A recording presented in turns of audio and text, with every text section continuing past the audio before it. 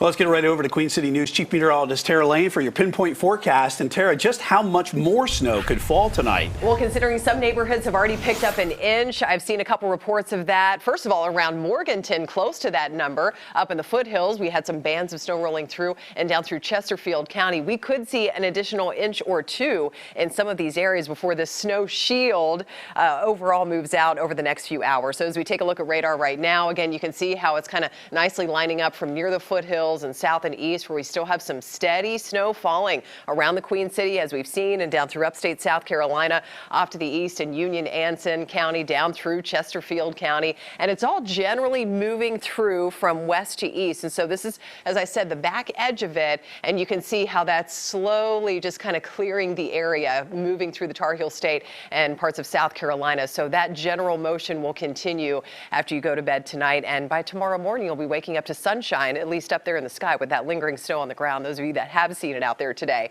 And here's a look at some additional snowfall totals. Of course, it's still snowing in some of these neighborhoods, but up in Cramerton there, picking up 1.3 inches at last check on a report coming in there. One of the higher totals. Morganton, again, close to an inch. Hoffman down in Richmond County, about 7/10 of an inch. We had just over half of an inch in Elgin, down in Lancaster County, and Cornelius, northern Mecklenburg County, picking up about a half of an inch of that light snow accumulation so far. 35 degrees, checking temperatures now. That was it for the highest temperature today at Charlotte. And obviously, we are still on the cold side. It's not going to get much warmer at all. If anything, colder while you're sleeping. We've got low 20s up in the mountains, mid to upper 20s everywhere else. We do officially still have that winter storm warning in effect. The county shaded in pink, where we are continuing to expect to see the higher accumulation numbers rolling in. Winter weather advisory everywhere else, basically up and down the I-85 corridor.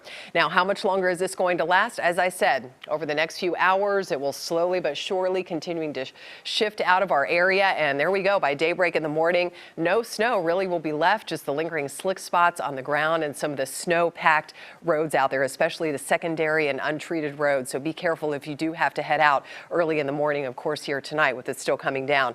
1 to 2 inches is what we've been looking at around the Charlotte area. Not quite as much, up to an inch up through some of the mountains and foothills and those higher amounts off to the east. Frigid start to the day tomorrow and kicking off the weekend down to 20 degrees. And so that's why conditions will be slick out there, where they're not simply wet. Again, a lot of the roads, the main roads, have been treated. So a lot of the conditions there are just simply wet. But again, still there's the snow-packed roads, the icing conditions. So just take it slow. Be careful out there. Now, the thing is, as we head into next week, there's only one real good chance of just rain, it looks like, coming in, at least for most of the area. The mountains could see some snow with this next system on Tuesday, but that means the weekend is going to be nice and dry and full of sunshine, just cold. All right, so temperatures in the morning, upper teens to lower 20s all around from the Sandhills up into the Charlotte area, down through Rock Hill and Chester. Look at that, a low of 20 to start and 17 in Salisbury. How about that 19 in the morning in Mooresville? Hickory's down to 19 as well, along with Conover and down into Polkville there in the foothills, and low and mid-teens